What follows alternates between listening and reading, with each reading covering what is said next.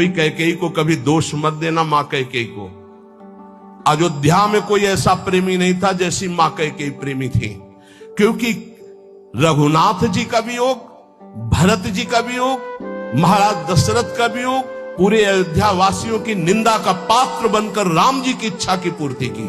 ये माता कैकेयी है, दूसरे में इतनी सामर्थ्य नहीं थी। माता कैकेयी जितना राम जी को प्यार करती थी, शायद है उतना कोई अवध में प्यार करता हो।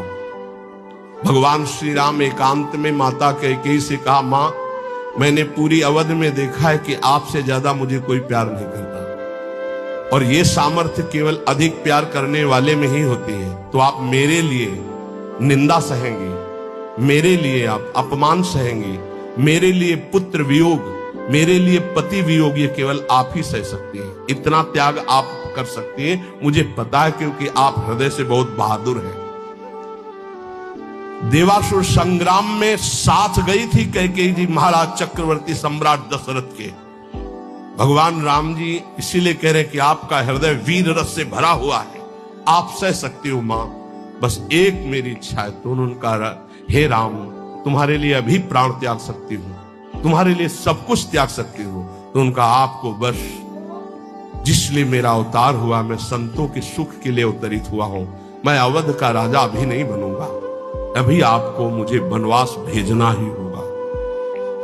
मां कैकेयी ने एकांतिक भगवान की आज्ञा का पालन किया, ये ध्यान रखना। कैकेयी जी का हृदय बहुत रघुनाथ जी के प्रेम में डूबा, ये कोई नहीं जानता। सर्वश्रेष्ठ प्रेम मां कैकेयी का, जिन्होंने अपना अपमान सहा, निंदा सहा, लेकिन राम जी की इच्छा की पूर्ति की। ये अंदर की बात कह रहा हूं। भरत जी ने कभी मां नहीं कहा। जब राम जी वापस अयोध्या आए तो उन्होंने कहा, बेटा तुम्हारी पूरी बात मानी थी, पर मैं एक बात नहीं सह सकती। अपने पति का वियोग सह गई, लेकिन मेरे भरत ने आज तक मां नहीं कहा। बेटा अब मेरी इच्छा एक बार मां कहला दो।